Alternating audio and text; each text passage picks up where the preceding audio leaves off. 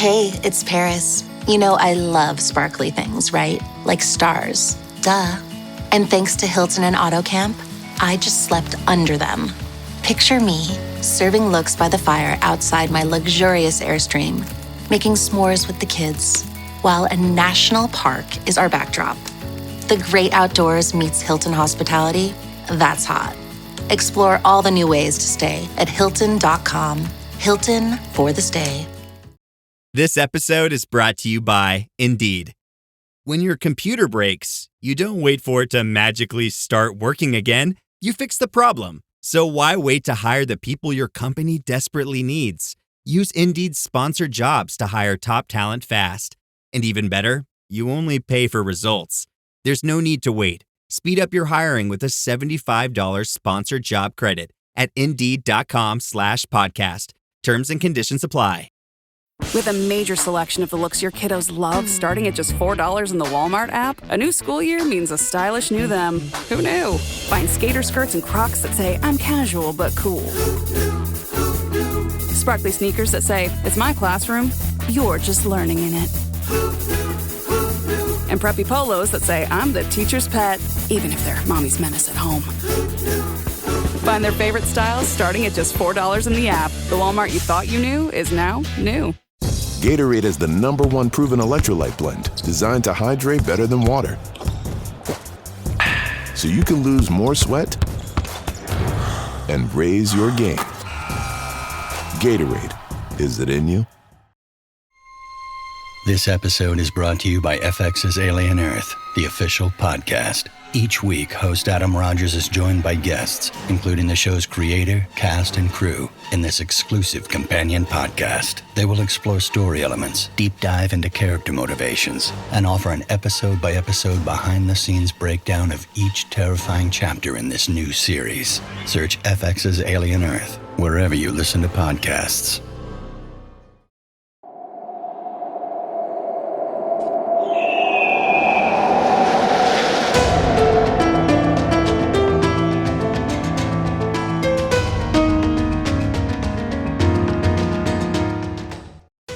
Hello and welcome to the Assassin's Creed Lorecast. We are so excited to bring you this show. Our podcast is all about unraveling all of your favorite mysteries from the Assassin's Creed games. Each episode will be talking about a different topic in the Assassin's Creed universe.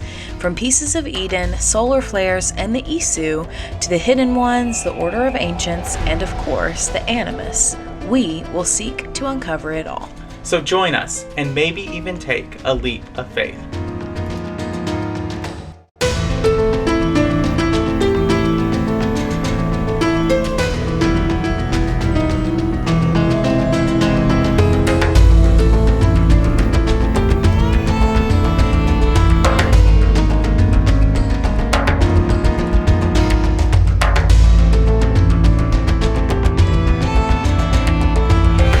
Hello and welcome to the Assassin's Creed Lorecast. My name is Shelby. You also know me as She-Cup, and we are here today with another overview episode. But before we get into the lore, my co-host has to introduce himself.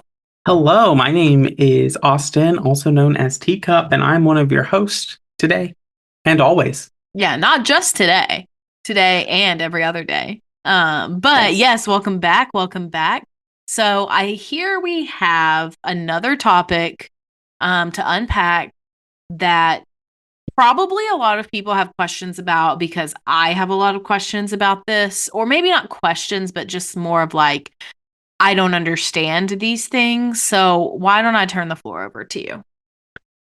So today, last week we talked about sages, which I'm going to have some corrections to that of things I didn't understand that I now understand better.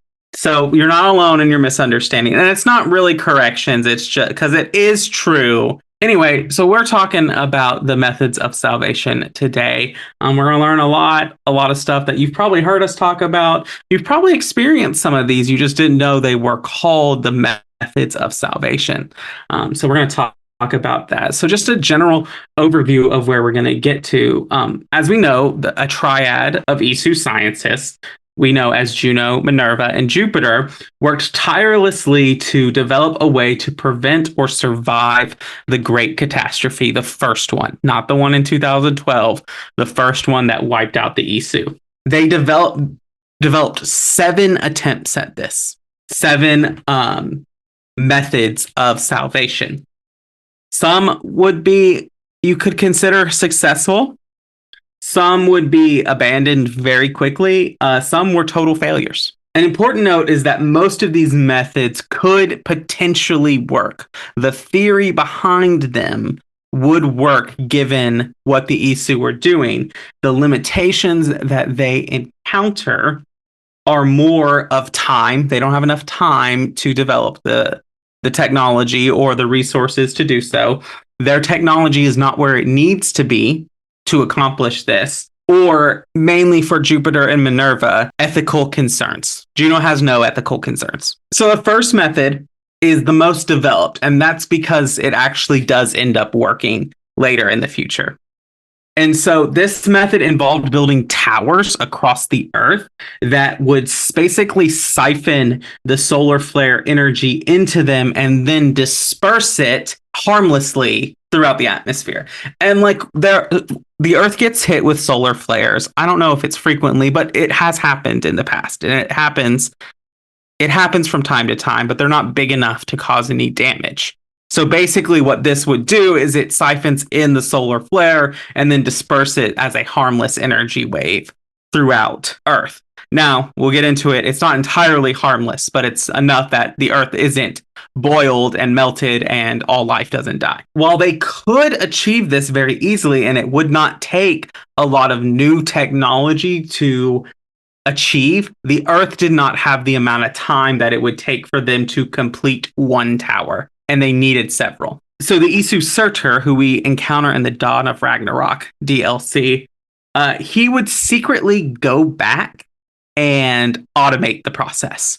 So he would basically like use Isu robots or whatever to go back and automate continuing to build the towers. And this is successful because this is the method that saves the Earth in 2012. When Desmond activates where he is, he activates the first method of salvation. So this guy that you're talking about that goes back and does this is the big fiery guy.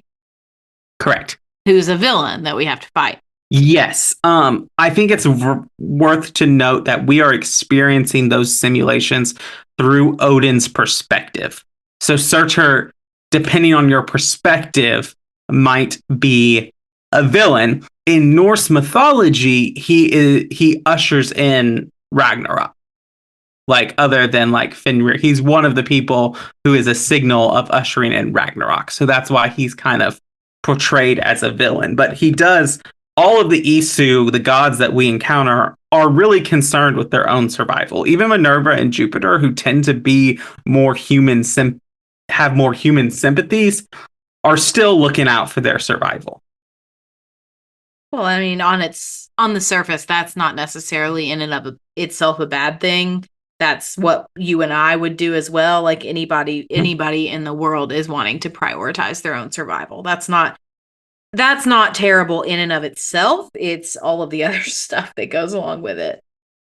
Right. But I want to pause here and to like pause and say like the first method they develop is the one that actually works. They just don't have enough time to make it work. And it's crazy because like the way Juno presents it or Minerva presents it in Assassin's Creed 3 is it just completed when they're like going down there to activate it. It's very interesting, but you know, sometimes you hit the nail on the head first go around. It sounds like that's what happened here. They just didn't really, like you said, didn't have enough time to finish it. Right, 100%. And so it is worth noting that this is not entirely harmless because the solar flare that hits in 2012 does save the Earth from complete destruction, but it causes a global crisis in seismic activity and volcanic activity, as well as global power outages. And so it's not entirely harmless, but like in the grand scheme of things, can the Earth handle a couple earthquakes versus being scorched alive and all life being eradicated? Right. So that's the first method of salvation. Any thoughts before we move on? I think this one's pretty simple, and sometimes the obvious idea is the obvious one for a reason. Right. And like this one makes a lot of scientific sense. Because in our own science laws, we have these rules about matter and energy, how they can't be created and they can't be destroyed, but they can just be moved into different like substances or moved across. I'm very, very like lightly paraphrasing this. I'm not a scientist, but like this is the idea. So like it's not a big jump for us to understand like how this would work, even though like we might not have a like technological understanding of how the devices work. We understand the theory. It's pretty simple and pretty cut and dry. Like this is how science works. So then each method is going to get more complicated and more desperate as we go on, which I think makes sense. So the second method of salvation is centered around the Rings of Eden, which we haven't seen a lot of in game, but we have seen them. They basically are rings that are personal shields that prevent projectiles from coming in. So basically the idea that they develop is that they could make a giant ring that would protect a force field around the Earth that would repel the solar flare. Unfortunately, the technology of the rings could not be adapted to do that. In the conversations in AC3, Juno tells us that the Isu tried to reduce the scale, saying like, okay, if a world can't be saved, can a country? If not a country, can a city? If not a city, can one building? They couldn't even protect a single building in a city. So this one was a spectacular failure. Yes, it was very quickly abandoned. For obvious reasons. So the third method of salvation, which we learn, all of these we learn about, except for the seventh, we learn about in Assassin's Creed 3 by interacting in the Grand Temple. So this one, in my opinion, is the most unrealistic and magic-y of the options. So as we know about apples of Eden, they can make illusions and ideas physical realities. So think about Ezio making copies of himself to fight Rodrigo. Like those can physically make contact. They're not like holograms. They are physical copies of Ezio. So the idea that the Isu come up with is like, okay, let's send several apples of Eden into orbit, connect them, and then basically connect and control enough humans in Isu to make them think the same thing, which the simple command was save us. And with that many minds making it a reality, the Earth would be saved. Essentially, we're going to wish the crisis away.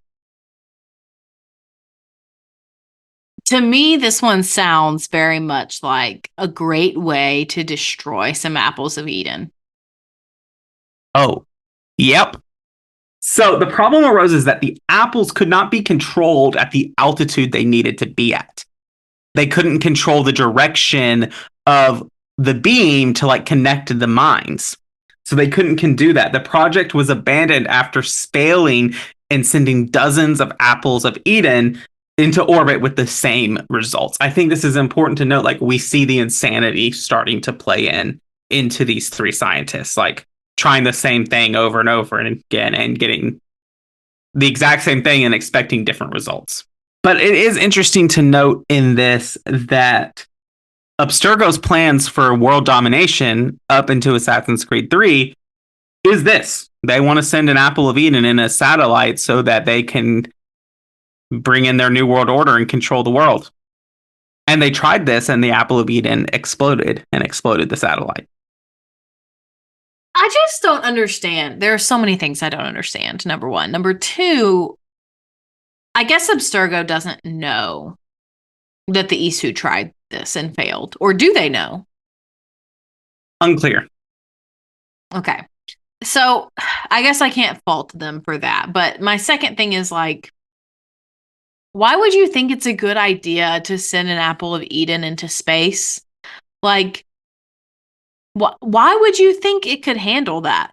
Like I said, they get more desperate and unrealistic as we go on. But like all of these, other than like the third, like seem very like the first two are very like reasonable. Like, okay, like this is a good idea. Like, let's try this. And then they're like, Yeah. They have two failures, and then they're like, okay, let's just try something crazy. Yes, I very much agree that it's like, well, and I don't necessarily think it's like, let's just try something crazy. I think the first and the second method of salvation are very much like, okay, these are our two good ideas. This is plan A and this is plan B. And if they don't pan out, I guess we're going to have to go to plan C through Z. But A and B are the good ones, and that one of those two is definitely going to work. And then neither of them worked, and they were up a river with only one paddle, maybe zero paddles, and they don't know what to do from there, so they just start throwing spaghetti at the wall to see what sticks. I know I've mixed quite a few metaphors in there, but I feel like that's where they're at. Yes, very much so. I would agree with that. And like these are first one, like, yeah, this is a great idea. And I think that also with the first two, they're trying to cause the least amount of harm as well. Like not have, because they're in the middle of this Isu human rebellion. And so I think that Jupiter and Minerva in particular are trying to find solutions that don't involve the exploitation of humanity. Mm-hmm. And now, here we are. But other than that, do you have any last thoughts? Otherwise, I think we can go to our mid-break. All right, let's go to the mid-break. Want to live better? We got a lot of work to do. Join Chris Hemsworth in National Geographic's new Disney Plus original series, Limitless. Live better now. I'm diving headfirst into cutting-edge science to uncover 3 powerful secrets to living better right now. The growth that occurs through any challenging experience is really what we seek. Chris Hemsworth stars in Limitless. Live better now. Now streaming on Disney Plus and Hulu. It's showtime. This episode is brought to you by Greenlight. Get this. Adults with financial literacy skills have 82% more wealth than those who don't. From swimming lessons to piano classes, us parents invest in so many things to enrich our kids' lives. But are we investing in their future financial success? With Greenlight, you can teach your kids financial literacy skills like earning, saving, and investing. And this investment costs less than that after-school treat. Start prioritizing their financial education and future today with a risk-free trial at greenlight.com/Spotify. Greenlight.com/Spotify. This episode is sponsored by Friskies, who would like to tell your cats hi. Now, if that didn't get your cat's attention, there is one thing that always does the trick. Just pour some Friskies crunchy food in the bowl and you'll hear those paws come running. Works every time. With so many Friskies choices, you can always bring your cats running from their secret napping spots. There's always more to explore. See for yourself at friskies.com or visit your local store. Ma cos'è? Shoot! Shoot a flying demon! I'm sure you can put this to better use than I can. Oh, what's this, Greenie? Assassin Christmas. I needs to be oiled before I goes to the games. Well, I would have been happy to assist if you were in any state to compete. Aye. Likes to be oiled. Well, that's obvious.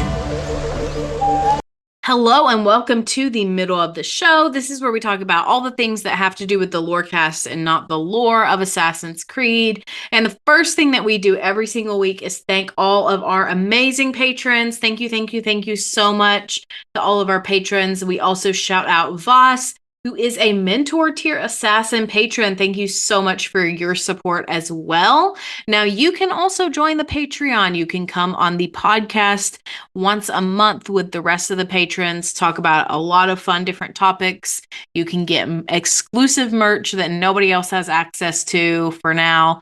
And even at certain tiers, you can get your own personalized episode that you get to pick the topic on. So definitely hop on over to the Patreon if you're interested interested and sign up at one of those tiers. Now, if you can't support us financially, the next best way to support us is to leave us a rating or a review and tell your friends about us. So I do have a rating I have a comment from Spotify to read today, and you can leave comments on Spotify now. You can also leave us a show rating, so make sure you hop over there if you listen on Spotify.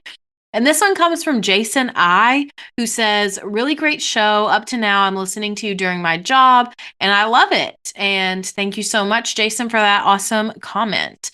Now, another thing that I have to shout out is our Discord. We recently have had quite a few Assassin's Creed Lorecast listeners join the Discord. And so we're talking about Assassin's Creed a little bit more, and it's definitely a great time over there. So come and hang out with us. I don't have any playthrough updates because we are really busy right now. And so I haven't played since last week, unfortunately. But maybe next week I'll have some info, or maybe the week after. We'll see how it goes. But my last thing that I have to shout out in the middle of the show is our merch store. Now you don't have to just be a patron to get merch. You can get your own merch too, and you can find that link in the episode description or in any of our bios on social media, wherever. So definitely check it out. And I think, Austin, unless you have anything else to add to the middle of the show, we can get back into it. No, I don't. Let's get back into it. My cat Freddie loves to be brushed and cuddled. But stirring up his cat allergens meant sneezing and itchy eyes. Then I found Purina One Live Clear. It's cat food that reduced the major allergen and my suffering in as little as 21 days. Now, we feel closer than ever. If you have issues with cat allergens, you really need to try Purina One Live Clear. Try new Purina One Live Clear today. Purina One, a difference from day one. Mint is still $15 a month for premium wireless. And if you haven't made the switch yet, here are 15 reasons why you should. 1, it's $15 a month. 2, seriously, it's $15 a month. 3, no big contrast. 4, I use it. 5, my mom uses it. Are you playing me off? That's what's happening, right? Okay, give it a try at mintmobile.com/switch. Upfront payment of $45 for 3-month plan, $15 per month equivalent required. New customer offer first 3 months only. Then full price plan options available. Taxes and fees extra. See mintmobile.com. This episode is brought to you by Cadillac. Cadillac certified service technicians are factory trained to fit your vehicle with the tires specifically developed for it. And with our tire price match guarantee, you get the best fit for the best deal. Let us do the work. Available on select eligible tire brands at participating dealers only. Offer ends 12/31/2025. Terms apply. See dealer for complete details. Visit Cadillac.com/service to learn more.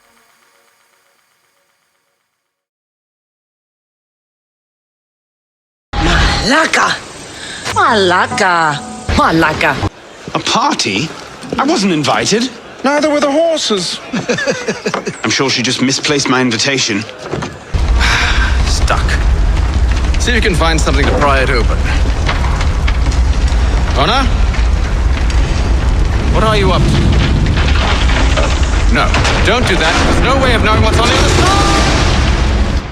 We get to the fourth method of salvation. And again, we enter into one of my least favorite plot devices in all of storytelling, which is time travel. And so this method involves going back in time. Basically, they were attempting to go back in time and prevent a disaster from ever happening. This is deemed impossible and abandoned because they can't manage to go back in time. And it's just too hard. They have the technology to predict calculations of the future, which is how they discovered the flare in the first place. But they can't go backwards and affect what has happened before. And so Minerva instead uses the calculations to develop what's called the Eye, which is a piece of Eden that allows her to view the calculations and the great web of time and influence them by sending messages through them. So she was doing this to try to look through all these possibilities to see if any of these solutions would work. To test ideas and see would this work? How would this do this? How is this going to help? And so there's nothing that seems to be able to work. And so instead, then Minerva, while Jupiter and Juno abandon the eye, Minerva continues to use the calculations to speak with Ezio through Ezio Desmond and other points in the future to try to like inspire humanity to deal with a second catastrophe. We get to the fifth method of salvation, which we talked about in our Sages episode. And this is the initial method that is developed for sages. Now, in kind of understanding and recorrecting my understanding, I realized that Aida sages are created through the fifth method of salvation and Norse sages through the seventh. That's not really true because they're kind of the same thing. The beginning workings of sages are created in the fifth method, but Aida and all sages are finalized in the seventh method. So the both still play a part in creating sages, just that all types of sages are created via the seventh method of salvation. So basically, this is a switch. The Isu stopped thinking about like theoretical and like in the air solutions and start looking for more like physical solutions, physical alterations to their bodies, physical manifestations, doing whatever. So the fifth method was basically about like enhancing their bodies to withstand the solar flare, basically genetically altering their bodies to create something that would endure the upcoming solar flare. And now it's important to note that all the rest of the methods of salvation stem off of this one. This one is the baseline for the sixth and seventh method of salvation. And this is basically Aida volunteers for this method, and it drives him insane. It separates his consciousness from his body, and his consciousness gets basically stored in a machine. Juno refers to him as a slave to the machine, and she kills his physical body, but his consciousness remains. Now, that is important to remember, but that is the fifth method of salvation, and it is a tragic failure, disastrous, does not work, results in the loss of one of their best scientists. So it is promptly abandoned. This one's interesting because it's such a loss, I feel like, for the Isu community when they're like trying to get out of this disaster and then they like lose their top scientist. If I was an Isu, I would just be like if that would be my sign to just kind of like go live the rest of our days on a beach and travel and like do all the things. Yeah, definitely. It is not looking good for the Isu, and their attempts are going to get even more and more desperate. So, following from the fifth method of salvation, the sixth solution was to create entirely new vessels. Instead of creating, like trying to alter what was already there, create a new vessel that would house the Isu consciousness. With this in mind, the new vessel would be able to withstand the new environment, but the ability to transfer the consciousness into and out of the vessel could not be developed properly, requiring an unspecified wrong element to leave. We're not told what this element is. We don't know what it is. So this idea is abandoned, even though Juno seems to wonder if it was foolish to give up on early. Now, this is interesting because this is Project Phoenix, which is the instruments of the First Will's plan to resurrect Juno, is this method. They build her a new body using the shroud, using sage DNA, using all kinds of different stuff to try to build Juno a new body. Obviously, the assassins and Otto Berg destroy this because, to quote Layla Hassan, when Berg blows up a building, he blows the fuck up out of it. I mean, fair. So I just think it's interesting that this is now the third method that we have seen repeated in the modern day timeline that has been like, oh, like this is something that the Isu tried to do and failed at, and now we're trying again to do the same thing. So Juno uses that to create her own body later in the modern day timeline. And this leads to the one that is actually success. This one succeeds in Isu surviving the Great Catastrophe. Basically, they see that humanity is going to survive this Great Catastrophe because they're not reliant on technology. They can hide out in caves. They're going to have a better situation to adapt to the environment. A seventh solution is then created to allow the Isu essence to be remembered. That's the word that is used here, and grant a form of rebirth through human survivors. So the catalyst for this is an item that has only been ever identified as the Mead in Norse myth, and obviously the supercomputer world tree Yggdrasil. Basically, Yggdrasil stores the mind and preserves the consciousness, and then manipulates the human genome to do so. This method is a success. It saves the Isu by activating a hidden trigger, which would alter the individual's genetic makeup, slowly making them become basically the Isu's DNA and their memories, changing the humans physically as a result. So they test this basically, and the surfaces of memories leading to most sages being driven mad. Other Isu grew concerned and feared it would change humanity to the worse and locked away this method and abandoned it. So later, in his own attempt to thwart destiny and thwart the catastrophe, the Aesir Isu, Odin, with the help of Juno, breaks into the vault and steals the mead to continue the development of the sages. So, okay, stealing this mead. I remember in one of the DLC for Valhalla, there's kind of a quest that's similar to this. Is it the same mead or is this different? Yeah, so it is not in DLC, it's in the base game. It's in the Jotunheim story arc. And you steal like a giant case of mead. This is not the same thing. There's a different thing that you basically get the giant keg of mead to bribe your way into Surtur's, or not Surtur, but the king of Jotunheim, into his court so that you can break into his vault and get it. Okay, so this is different. Then where you have to find the big keg of mead that you have to look at right so it becomes small and then you pick it up. Yes, this is different. So they abandon it. The Aesir Isu are able to be reborn throughout history, and Isu uploads Aida's consciousness into Yggdrasil and reborns his sages out of it as well. So it is interesting that the Norse sages seem to be a one and done thing, but we don't really know why Aida's reoccur. And for all we know, what we've been told is that the Norse Isu are one and done, but for all we know, they are not one and done, and there are other sages of them. Ubisoft or the writers of Assassin's Creed could just as easily say, oh, okay, these other sages have existed for all of time too.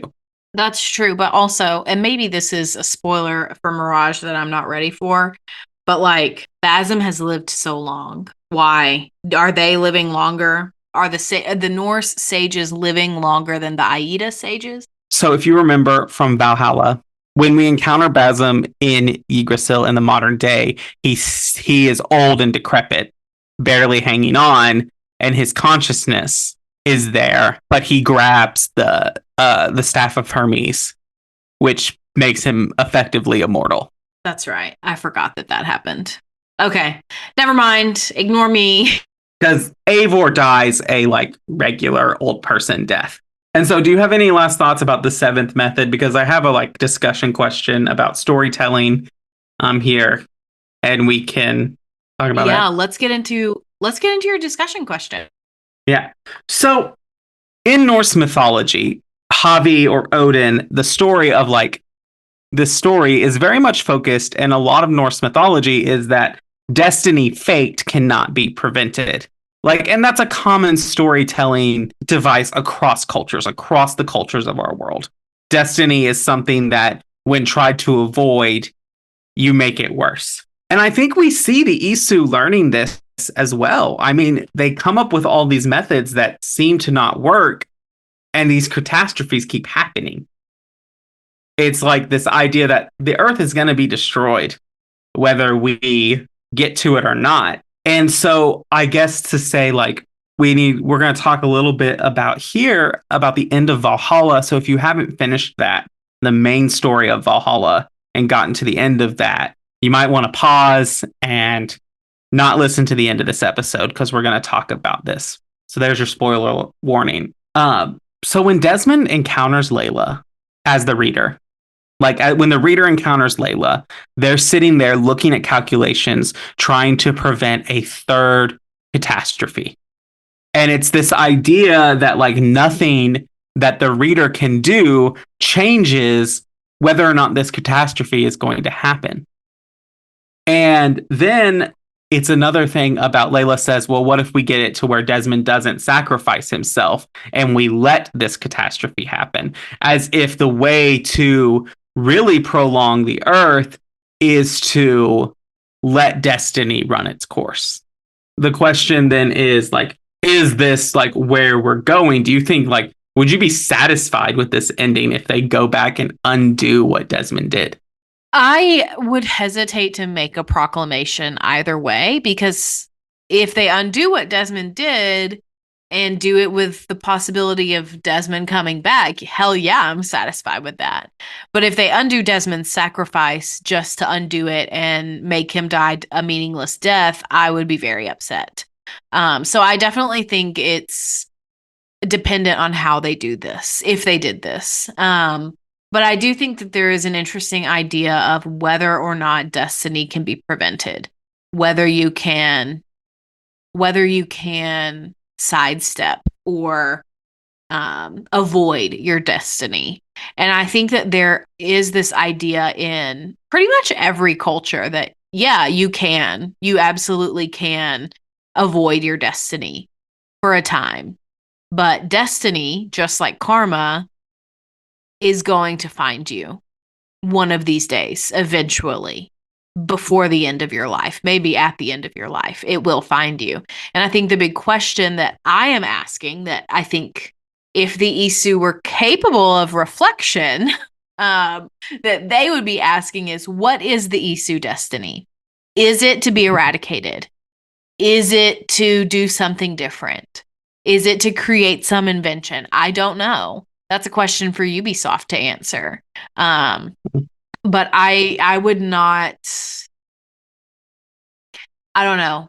I just think that it's very easy to assume one's destiny, especially when you're young.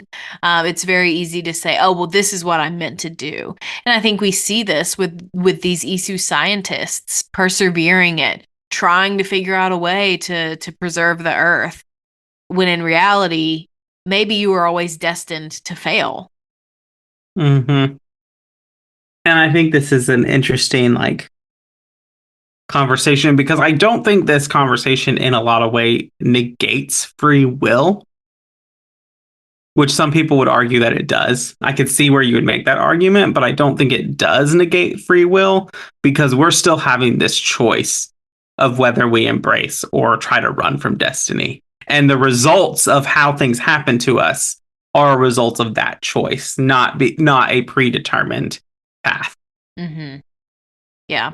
And so, but the interesting thing that comes in here is like, this is something we've seen in games a lot. Like Mass Effect deals with the whole idea of it is synthetic's destiny to eradicate organic life.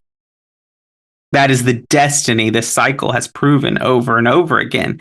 And so I think like we're dealing with a similar thing, because I think there's a lot of similarities between the Isu and the Protheans from Mass Effect. I think there's a lot of similarities in development there.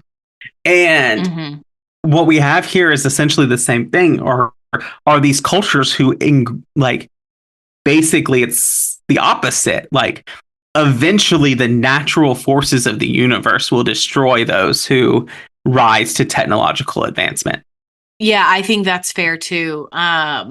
There's just, I feel like a lot of times in storytelling, there is this arc where it's like, oh, you've gone too far. Or, oh, you have been too scientific and you have made a creation that is destining us to demise, basically. And I do think that that is for sure an arc that could be explored in the Isu narrative.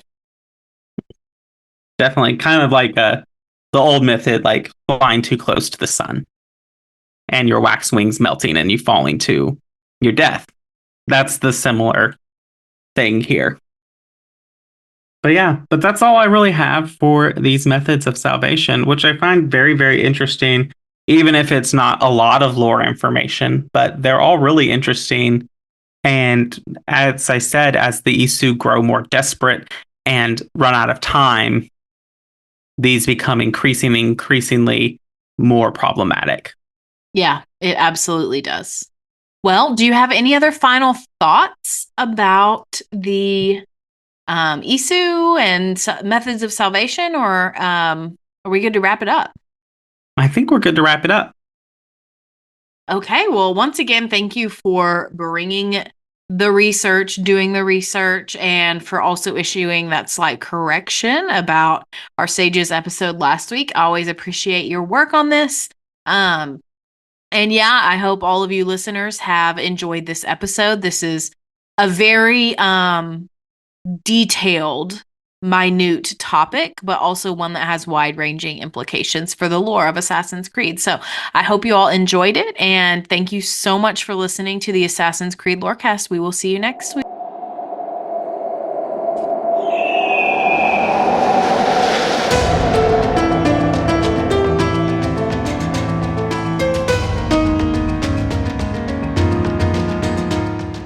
Thanks for listening to the Assassin's Creed Lorecast. You can find us on Twitter at AC Lorecast. If you have any lore questions or topics to unpack, join our Cups Podcasting and More Discord server. It's the best place on the internet. You can also support us financially through our Patreon. Find us on patreon.com/Assassin's Creed Lorecast. The Assassin's Creed Lorecast is part of the Robots Radio Network. For more information about the Robots Radio Network, join the Discord server via the link in our episode's description. If you enjoyed the show or learned something new today, please subscribe, leave us a review, and join the Patreon. And if you enjoyed our intro and outro music, make sure you give a big thank you to Pipeman Studios. Thank you, Pipeman. Thanks again for listening to the Assassin's Creed Lorecast. And always remember, Assassins, stay in the shadows to serve the light.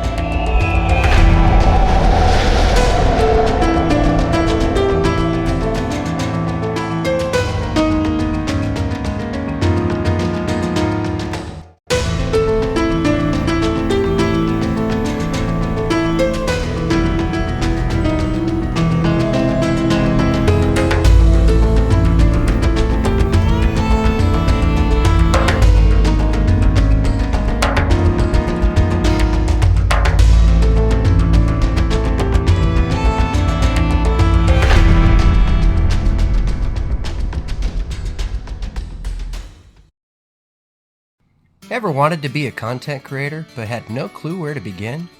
Come join me as I sit down with content creators that have already faced the challenges you're up against, as they discuss the tips and tricks that help them be successful.